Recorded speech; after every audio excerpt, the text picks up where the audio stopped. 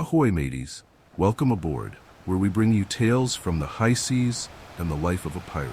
Today, we're taking a journey back in time to learn how to navigate like the pirates did. No GPS, no high-tech gadgets, just the stars, the sea, and a bit of pirate wit. In 5 detailed steps, you'll learn exactly how pirates found their way across dangerous waters to adventure, treasure, and sometimes disaster. So grab your map and your spyglass, and let's set sail. Our first step into the pirate world of navigation starts with the night sky. Pirates might not have been astronomers, but they knew enough about the stars to get by. And sometimes that knowledge was the only thing standing between them and getting lost at sea. Imagine you're out there with nothing but open water all around you. The stars become your map. Pirates use the North Star, or Polaris, to find their way. Why the North Star? Because it's almost fixed in the night sky due north, making it a reliable point of reference. Pirates could figure out their latitude based on how high Polaris was in the sky. If it's high up, they're closer to the north. Lower, they're closer to the equator. Now, if you were a pirate sailing south of the equator, you couldn't see Polaris, so you'd look for the Southern Cross instead. To find south, they draw an imaginary line through the long axis of the cross, which pointed toward the South Pole.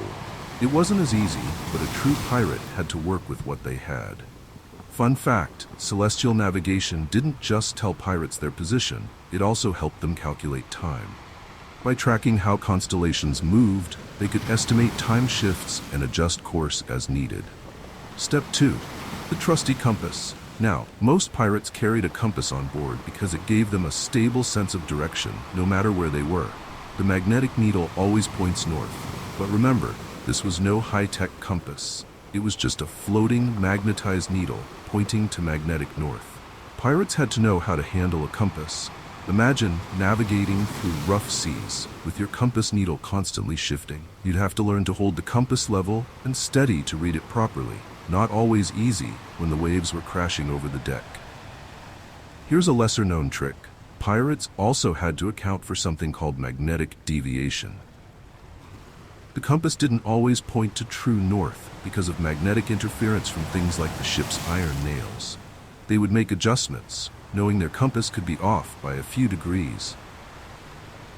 A big deal when crossing hundreds of miles of ocean. Did you know some pirates even used the position of the sun to double-check their compass? They'd watch the sunrise to see the east-west line and compare it to their compass to make sure they were staying on course. It's like a pirate backup plan. Now on to step 3, measuring speed and distance with the log line. This was a brilliant, simple tool. A weighted piece of wood, called the log, would be thrown into the water, and as the ship sailed forward, it would pull a rope marked with knots. The pirate would count these knots as the rope played out, measuring their speed and, you guessed it, knots.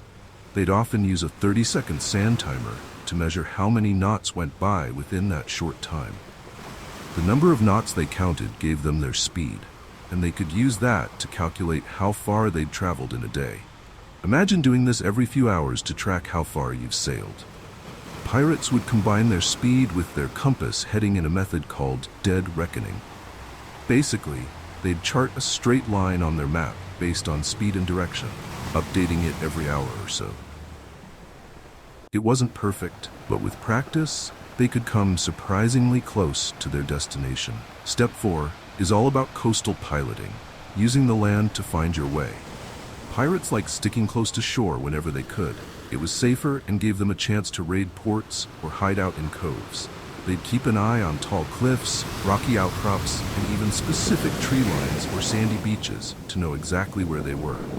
Every coastline has unique features, and pirates would memorize these.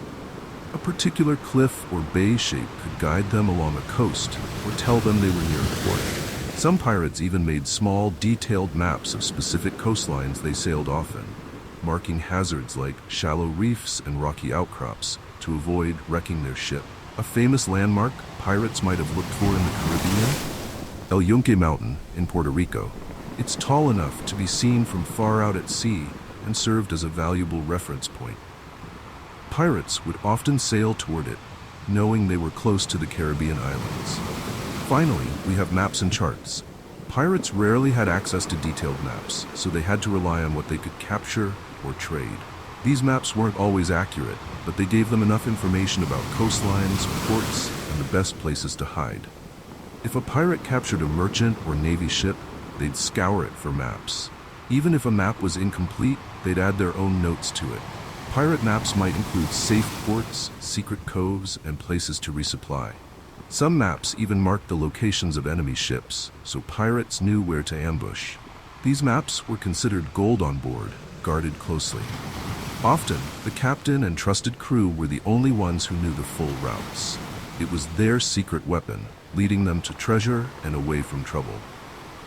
Some of these old maps became the inspiration for the treasure maps we know today, marked with an X for buried treasure. While the X marks the spot story is more of a myth, pirates did use their maps to track known stash points, keeping them as closely guarded secrets. So there you have it, mateys. The 5 essential steps to navigating like a pirate. These ancient techniques were their lifelines, a way to chart unknown waters, evade enemy ships, and find treasure. Next time you're out at sea, or even just hiking, see if you can spot the North Star, test a compass, or navigate by your own landmarks.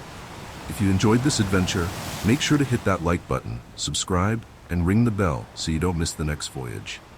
Until then, may your course be true and your maps lead to treasure. Farewell, landlubbers.